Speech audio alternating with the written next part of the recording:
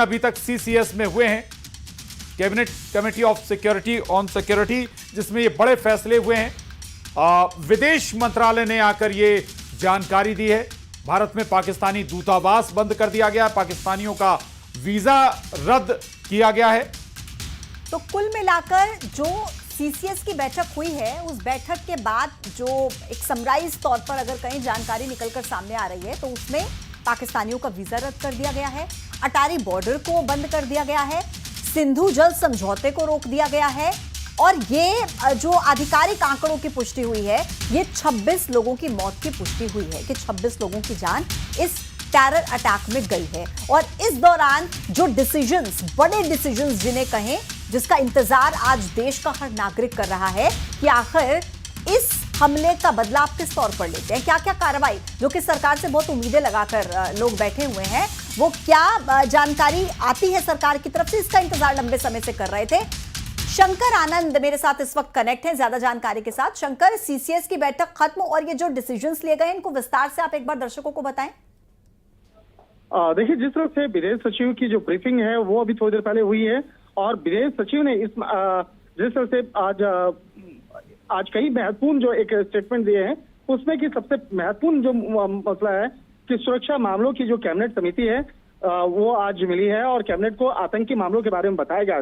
जिस तरह से कल पहलगाम में जिस तरह से आतंकी वारदात हुई, उसके बारे में बताया गया, और 25 भारतीयों और एक नेपाल के नागरिक की जिस तरह से उस हमले में मौत हुई है, तो इस मामले के बारे में विस्तार से बताया गया।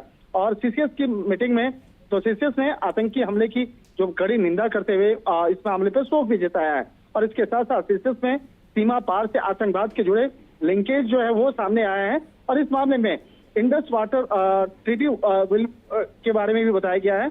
उसके बारे में जो बताया गया है कि इंडस वाटर ट्रीटी बिल भी हेल्ड। तो इसके साथ साथ जो और भी दूसरी जो महत्वपूर्ण पॉइंट है, अटारी चेक पोस्ट को क्लोज करने का फैसला लिया गया। देखिए, अटारी चेक पोस्ट की अगर बात करें तो भारत और पाकिस्तान के बीच में एक ये बहुत बड़ा रूट है। जब अटारी बॉर्डर होते हुए बाघा बॉर्डर में के माध्यम से लोग आना जाना करते हैं, तो उसको बंद करने का फैसला लिया गया है। अगर ये रास्ता बंद होता है तो निश्चित तौर पे भारत और पाकिस्तान के बीच में जो एक कहा जा सकता है आना जाना और जो तमाम जो गतिविधियां होती थी, उस पर उसका एक अच्छा खासा एक असर पड़ेगा, और पाकिस्तान नागरिकों को सार्क के तहत वीजा नहीं दिया जाएगा, ये भी इस मामले में ऐलान किया गया है। और भारत अपने राजनयिकों को, जो भी वहां पे राजनयिक हैं, वो बाकायदा उनको वापस बुला लेगा। तो इस तरह का जो ऐलान जो है वो किया गया। तो कहीं न कहीं एक तरह से कहा जा सकता है कि आतंकवाद के खिलाफ भारत ने एक बड़ा फैसला लिया है, और इसी मामले के तहत आज इस मामले में एक बड़ा ऐलान किया है।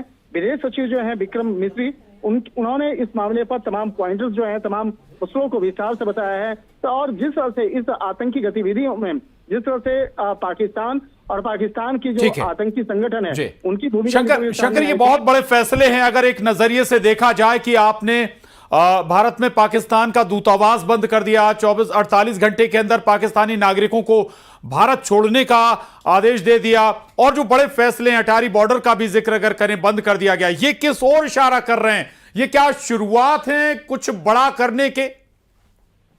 देखिए, इसका मतलब सीधा है। जिस तरह से इस मामले को लेकर साफ तौर पे बताया गया है कि एक तरफ आप दोस्ती की बात करेंगे, एक अच्छे पड़ोसी का फर्ज निभाने की बात करेंगे, दूसरी तरफ अगर आप आतंकवाद को आगे बढ़ाने का प्रयास करोगे, और अगर भारत में इस तरह के आतंकी वारदात को अंजाम देंगे, तो निश्चित तौर पे किसी भी हाल में किसी